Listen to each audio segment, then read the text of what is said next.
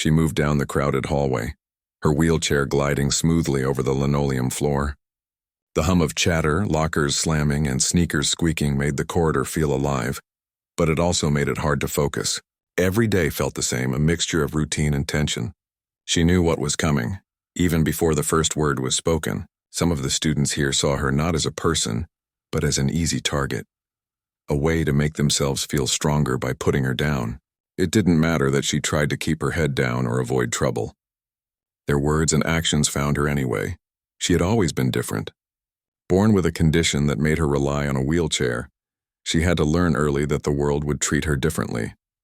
Some people were kind and helpful, opening doors or offering a smile. Others were cruel, their words sharp enough to sting even without touching her.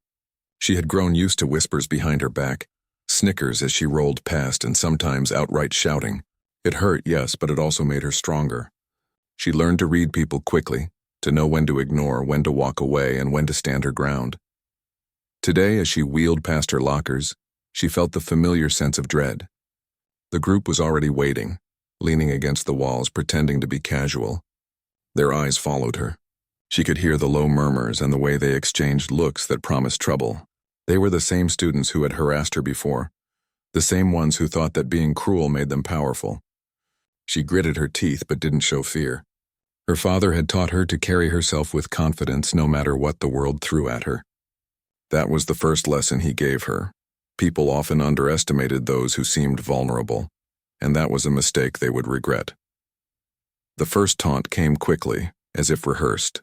One of the boys pushed his shoulder lightly against her wheelchair, causing it to wobble. She didn't fall, but the motion was enough to make her heart rate spike. "Watch where you're rolling, freak," he sneered. His friends laughed, the sound sharp and cruel. She kept her hands steady on the wheels, keeping her balance and refusing to give them the satisfaction of seeing her shaken. Every movement, every breath was deliberate. She had learned control from her father, a former Marine, who believed that composure could be more powerful than anger. "Hey, slowpoke," another voice called out. It was a girl, leaning against a locker with her arms crossed, smirking. "You really think you belong here?" The words were meant to hurt, to remind her that in their eyes she was an outsider, someone not worthy of attention or respect. She had heard these words countless times. They stung less now because she had something inside her that they could never touch, a sense of self-worth built by her father's guidance and unwavering belief in her. She paused briefly, taking a slow breath. Her father's voice echoed in her mind. Strength is not just about fighting back. Strength is about knowing who you are and not letting others define you. She felt a small surge of calm. The bullies were loud and mean, but she had learned to stay focused, to anticipate their moves without letting fear control her. Today would not be different. She wasn't going to give them control over her emotions, and that made her feel powerful, even in a place designed to make her feel small. The boy leaned closer, his grin wide and cruel. "You think you can just roll past us and no one will say anything? Pathetic." He pushed her wheelchair slightly again. She tightened her grip, her hands steady. She could feel the force of his body, the pressure against her chair, but she stayed upright, refusing to fall. It wasn't just about avoiding pain. It was about showing herself that she could face whatever came her way. A few students nearby glanced over, some curious, some uneasy. None stepped in. That had always been the hardest part, the silence. People often watched and did nothing, leaving her to face the cruelty alone. She had learned to survive on her own, but it was lonely. She wished sometimes that someone brave would stand beside her, even just once. But the absence of help also taught her something invaluable. She could be her own protector, her own champion, without relying on anyone else.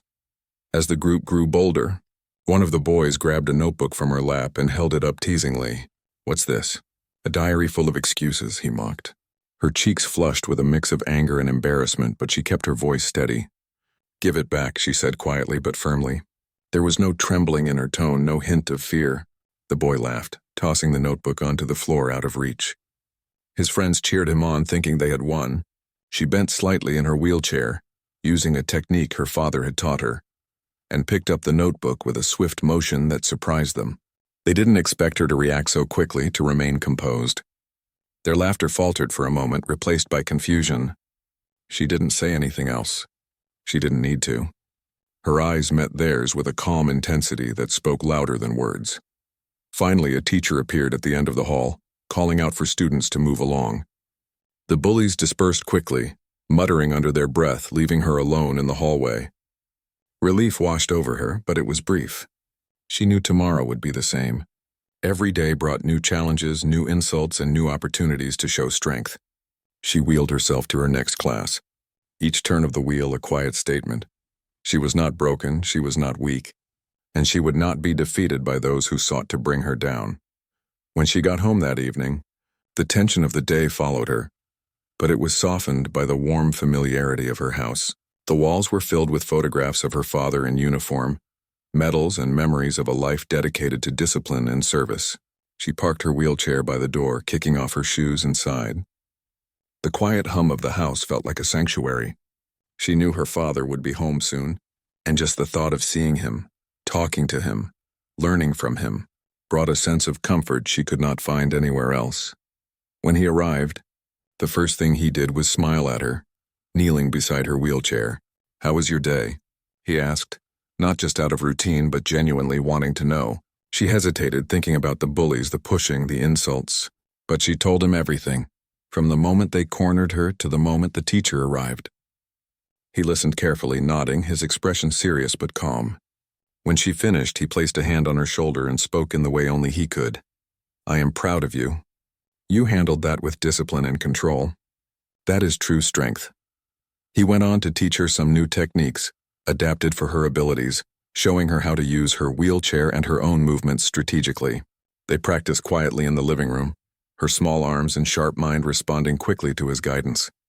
She learned not just to defend herself physically, but to anticipate actions, read body language, and stay calm under pressure. It was more than combat training.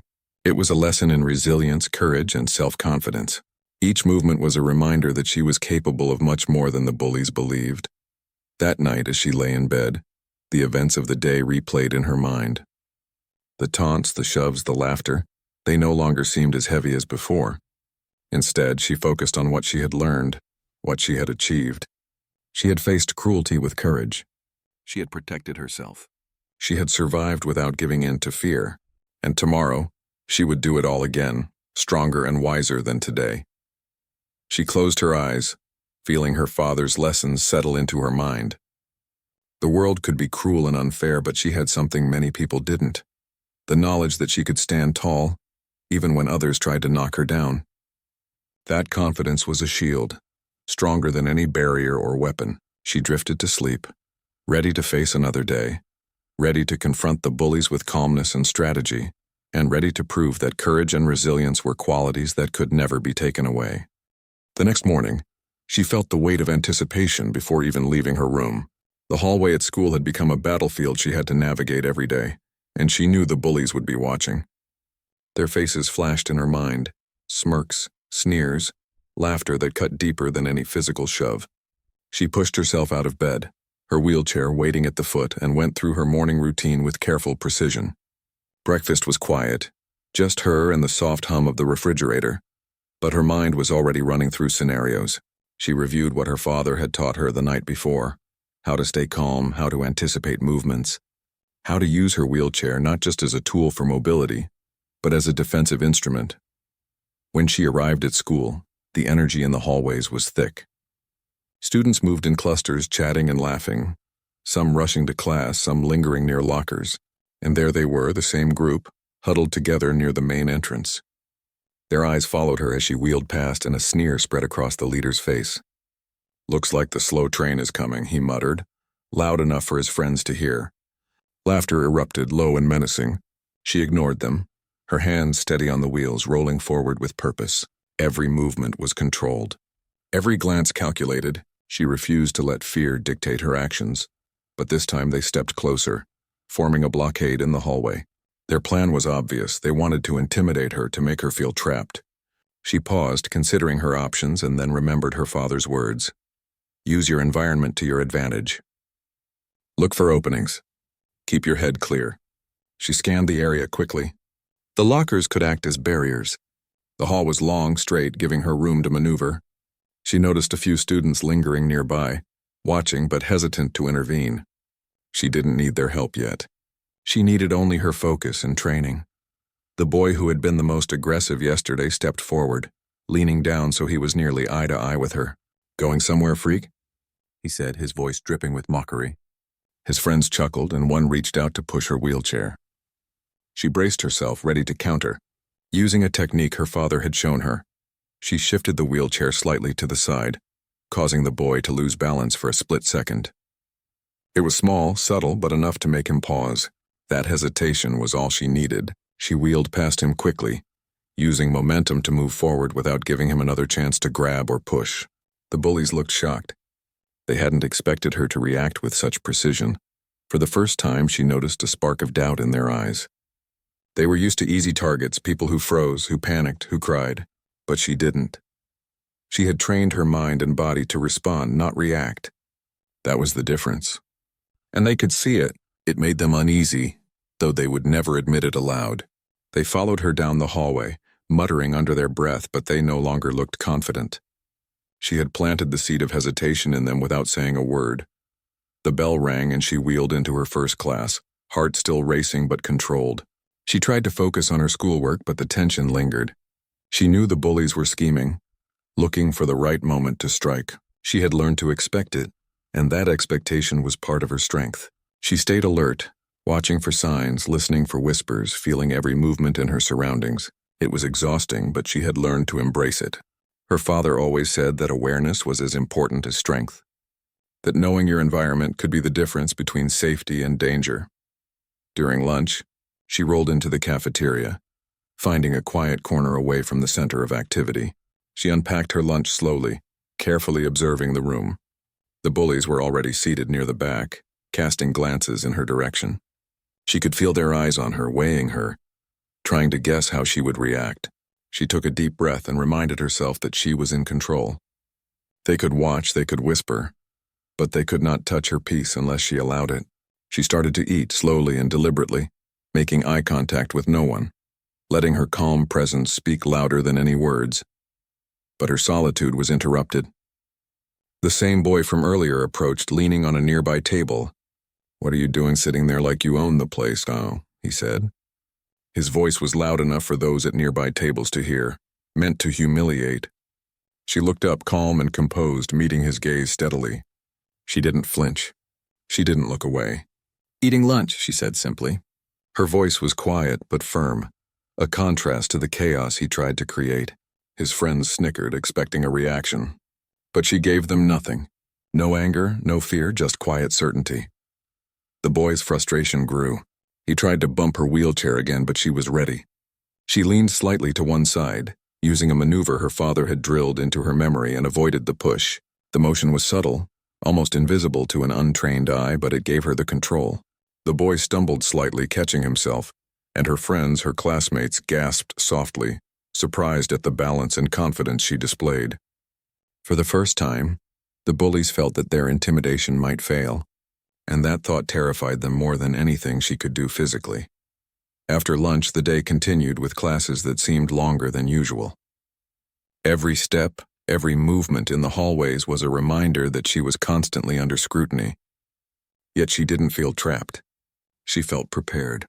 She had learned from her father that strength wasn't about avoiding challenges. It was about meeting them with clarity and control. She remembered a story he had told her about his time in the Marines, about how staying calm in chaotic situations could turn the tide. That lesson wasn't just for battlefields. It applied to life, to school, to these hallways where cruelty lurked behind casual glances. Later, during gym class, the bullies tried another approach. They whispered to others to watch the freak in action as she navigated the adapted course designed for students with different abilities. They assumed she would struggle, that she would falter, but she had practiced this too. She moved her wheelchair skillfully through the obstacles, leaning, turning, and maintaining speed with precision. A few students cheered quietly, impressed by her abilities, while the bullies watched, growing more frustrated. They were faced with someone they could not easily humiliate, someone who remained composed and capable under pressure. Their mockery lost its power, and they began to doubt themselves instead. By the end of the school day, the tension hadn't fully faded. She knew that the bullies would regroup, planning the next attempt to humiliate her. But she also knew that she had proven something important, not just to them, but to herself. She had faced aggression with calmness. She had anticipated movements, and she had maintained control. She was not defined by their cruelty, and she had the tools to protect herself both physically and mentally. Each day was a test, and she was learning to pass with skill and dignity. When she returned home, her father was waiting. He noticed her thoughtful expression immediately. "How did today go?" he asked, kneeling beside her wheelchair. She told him about the incidents, about the hallway, the cafeteria, and the gym class. He listened carefully, nodding, his face serious but calm. When she finished, he smiled softly and placed a hand on her shoulder. "I can see you are growing stronger every day. You handled them well. You stayed focused and calm. And that is more important than any physical move. You made them hesitate. That is real power." Together, they practiced new techniques, refining her control, her awareness, and her responses. They went over different scenarios, imagining what the bullies might try next and how she could anticipate their actions. She learned to use small movements, shifts of her body, and subtle control of her wheelchair to stay safe. It wasn't about fighting them off physically.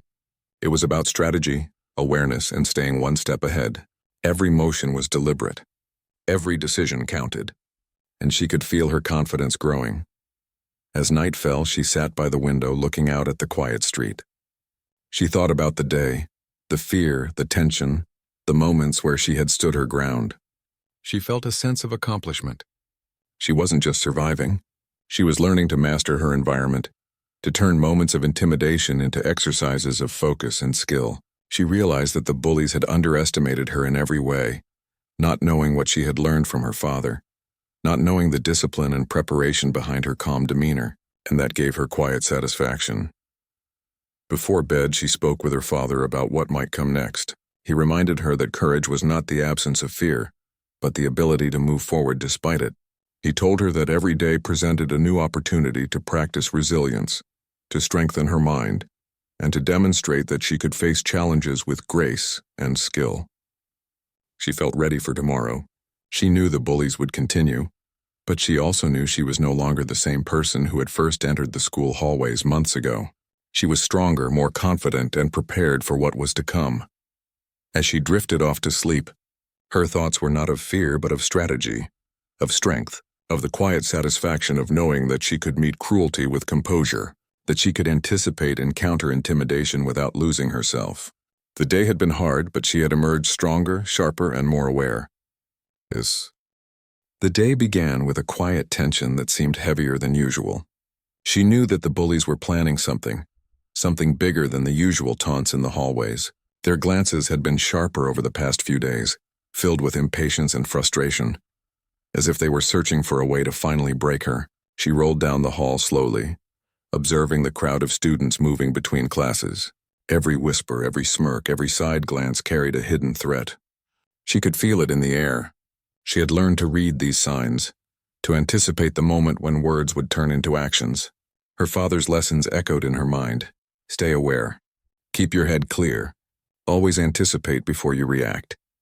She passed by her locker and felt the usual tug of unease, but she didn't stop. She kept moving, her hands steady on the wheels.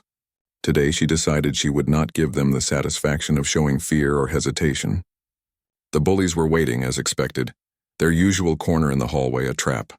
One of the boys stepped forward, blocking her path with a smirk, his friends flanking him. "Where do you think you're going?" he asked, voice loud enough for others to hear.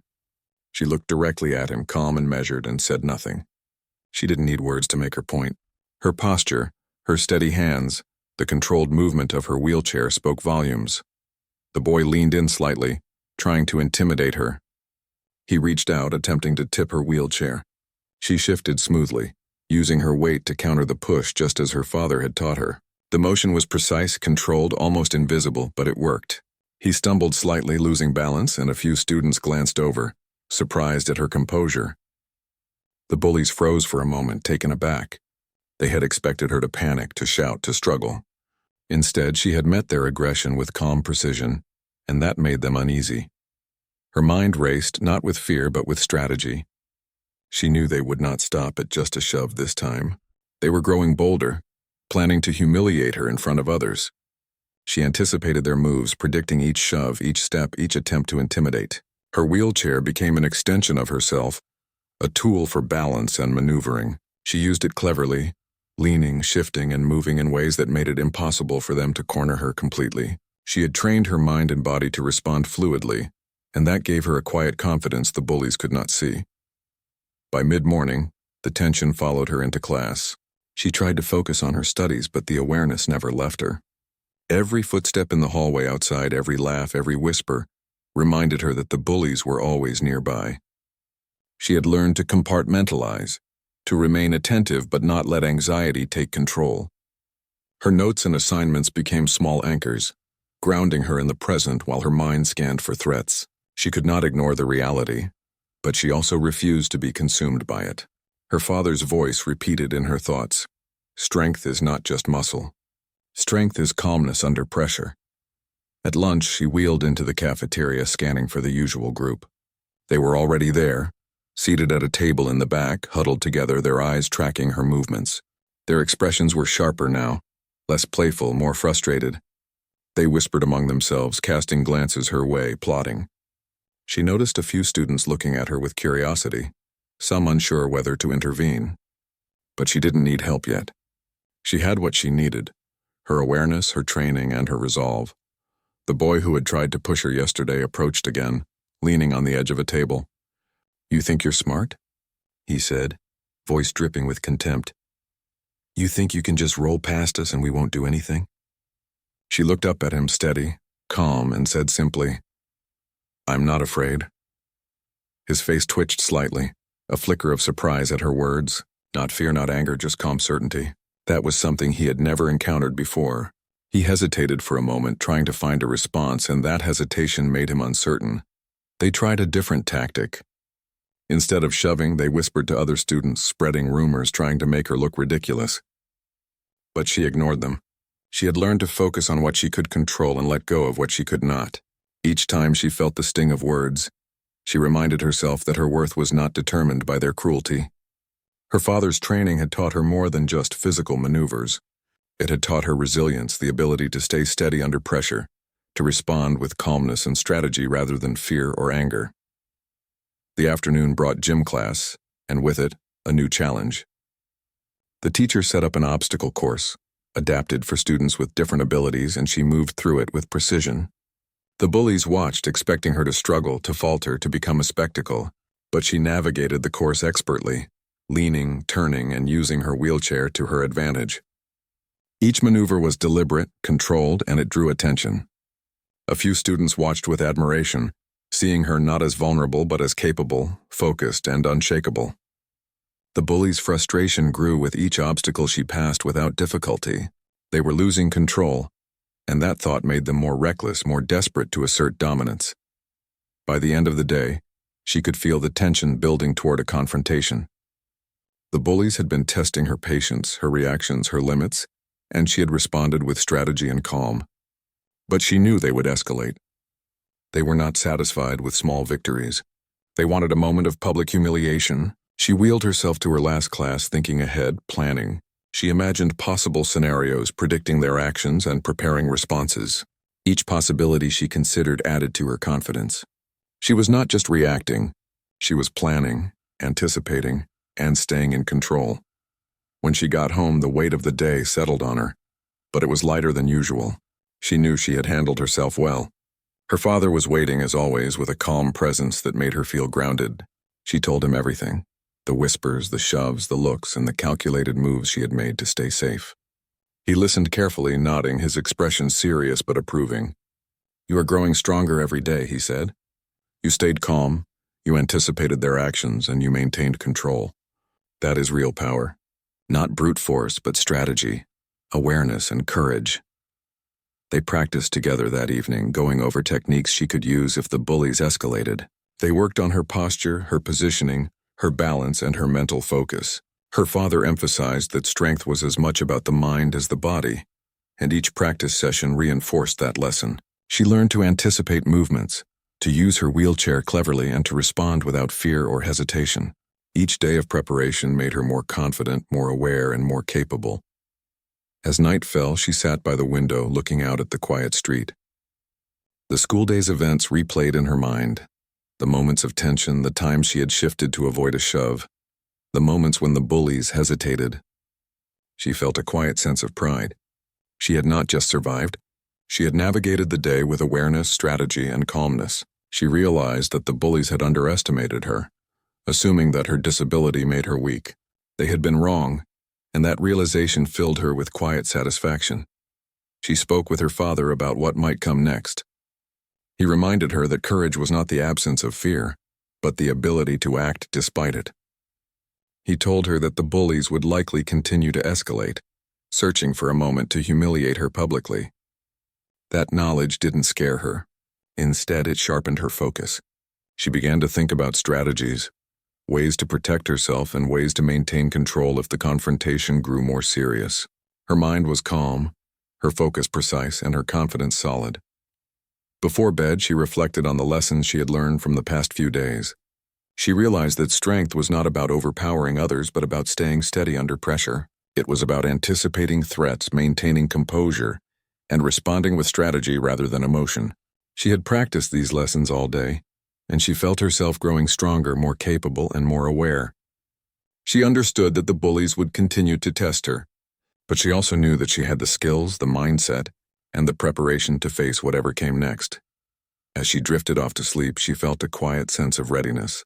The world outside her window could be cruel, but she had something many people lacked: the ability to stay calm under pressure, to anticipate danger, and to act with precision and courage. Each day was a challenge, but she was no longer intimidated by the bullies. She was ready for whatever they would throw at her, and she knew that her father's guidance, her training, and her growing confidence would see her through. Tomorrow would be another day, and she would face it with the same calm strategy and courage that had carried her through today.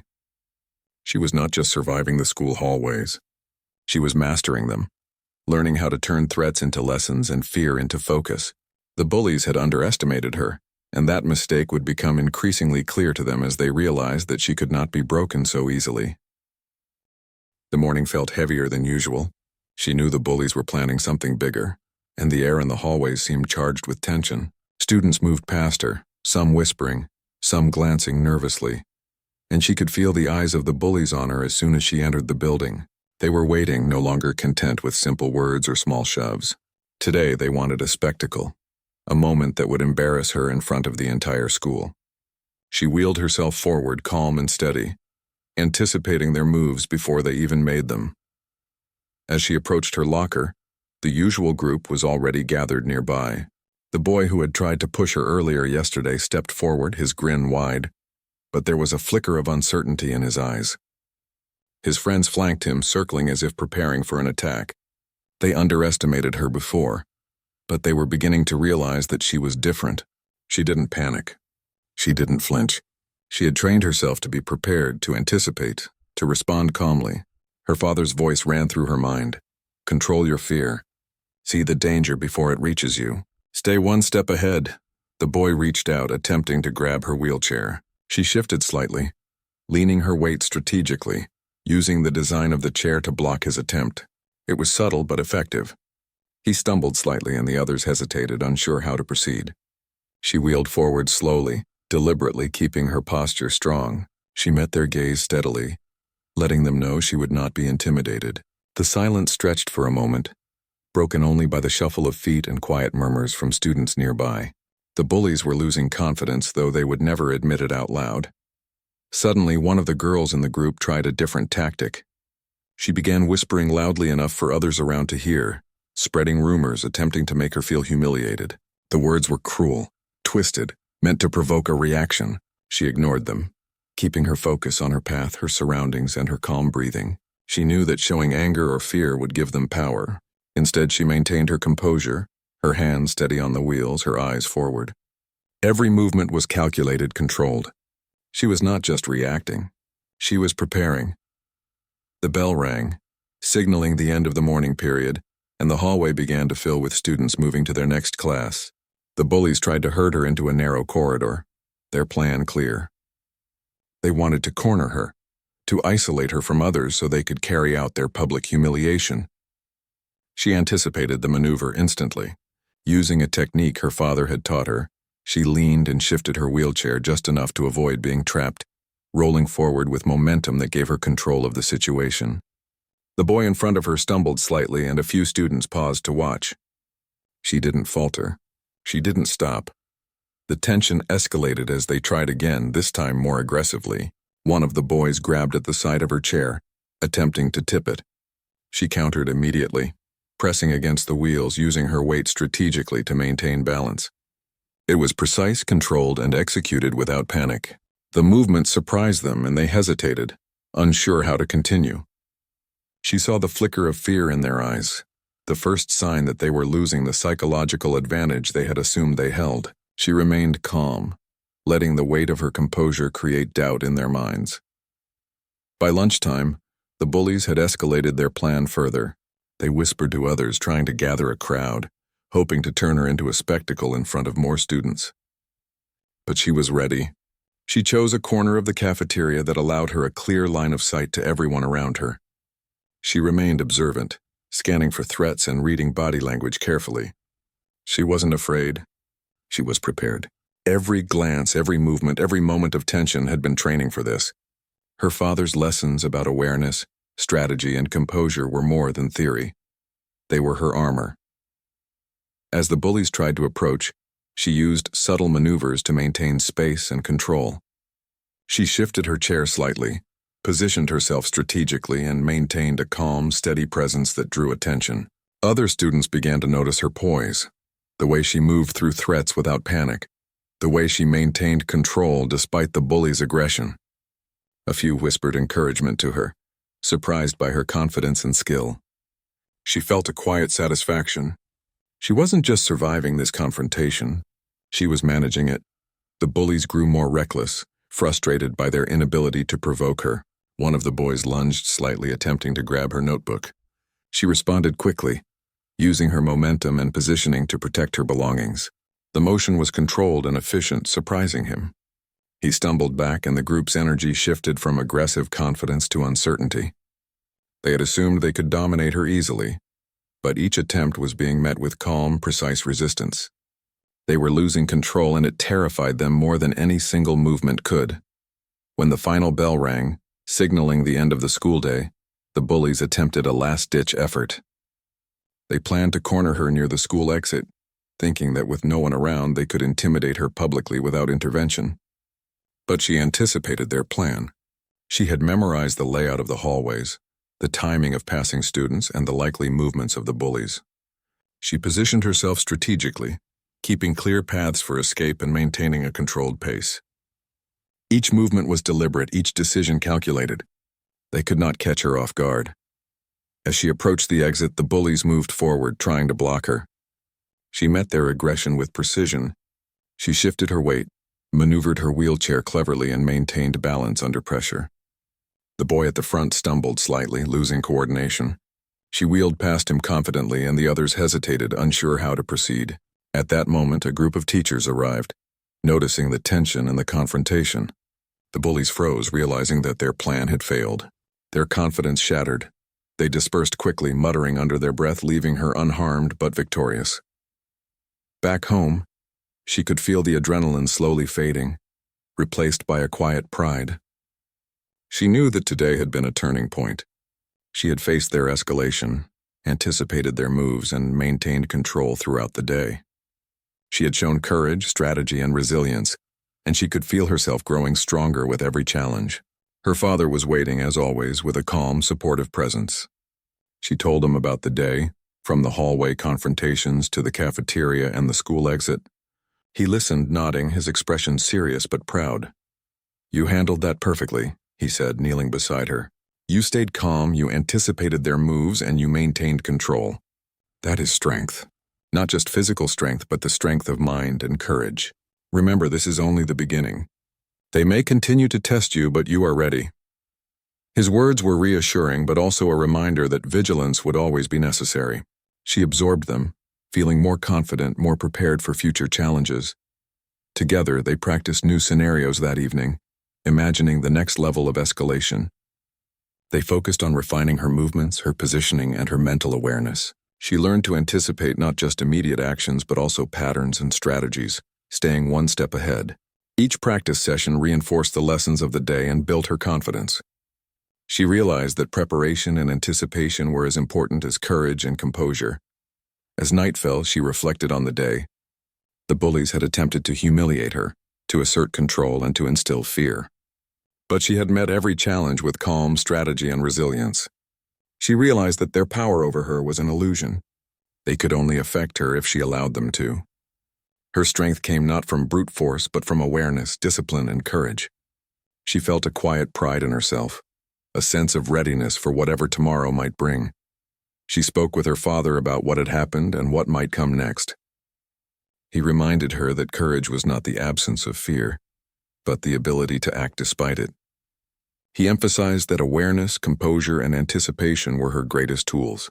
The bullies might continue to escalate, but she was ready for every scenario. She felt her confidence solidify, knowing that she had the skills, the mindset, and the preparation to face whatever came next. Before going to sleep, she reviewed the lessons of the day.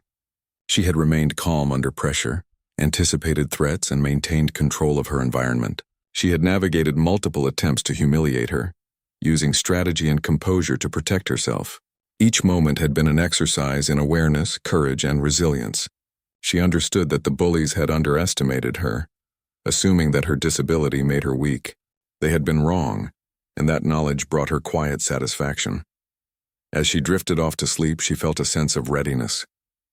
The challenges at school could be difficult, even cruel, but she had something many lacked: the ability to stay calm, anticipate danger, and respond with precision and courage. Each day was a test, and she was passing with skill, focus, and resilience. She was no longer intimidated by the bullies. She was prepared, capable, and confident. She knew that the coming days might bring greater challenges, but she was ready to face them stronger than ever, and with the knowledge to